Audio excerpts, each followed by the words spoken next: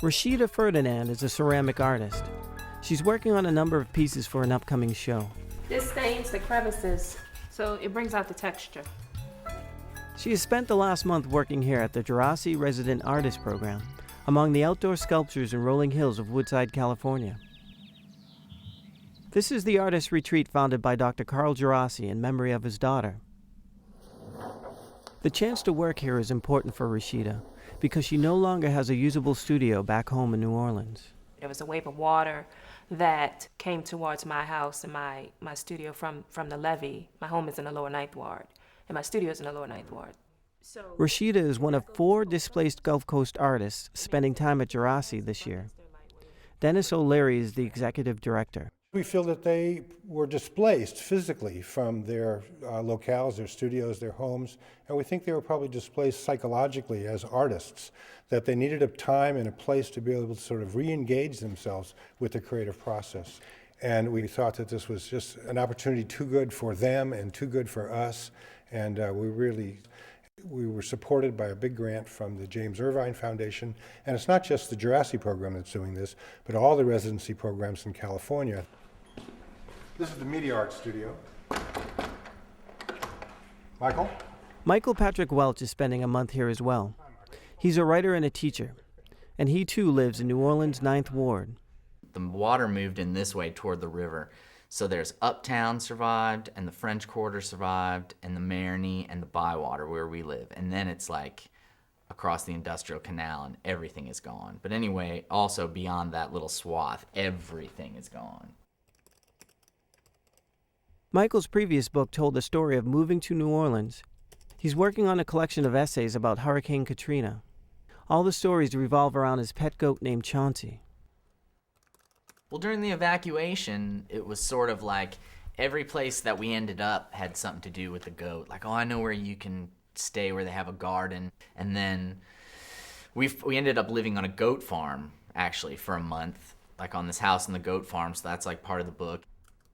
I recently was riding my bicycle and I saw this SPCA fellow back behind this really crazy exploded building, like putting out cat food, and I started talking to him. He couldn't tell me how New Orleans' infamously huge feral cat population had fared. He also pronounced Marigny, but we both suspected that, ninjas that they are, the cats had all outmaneuvered the toxic flood and consolidated onto New Orleans' surviving dry fifth, along with the mice that now infest our surviving homes.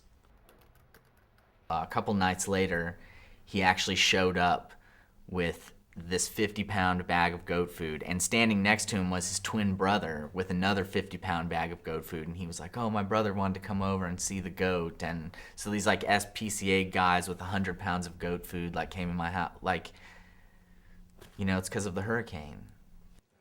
This is the floor of my studio, and this is the top, the roof area of my studio. You can see the roof is off and the light is coming in, and I didn't get a good picture of the reflection, what happened when the light was reflecting off of the mirrors, the mosaic of mirrors, but it was beautiful. In New Orleans, Rashida had been making ceramic eyes. She left them hanging from the rafters of her studio when she evacuated ahead of the hurricane. The pieces were still hanging from the beams, and there was a beautiful reflection of the mirrors. They were just reflecting light on the wall of my shed, which was gorgeous. So it just told me this is exactly what I need to continue to do. I have 236 of them right now. I was using these molds to slip cast them. So this has been great to have this opportunity to continue working on this, to recreate it. And I can't say I would have been able to do it without these past 4 weeks.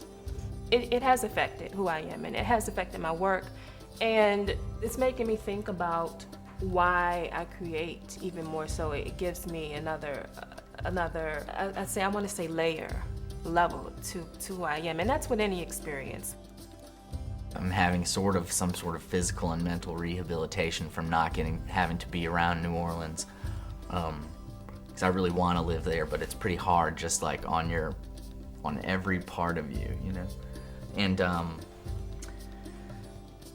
And just having peace and quiet and time, you know, like it says, the gift of time. That's like really the only thing that a writer, I think, needs.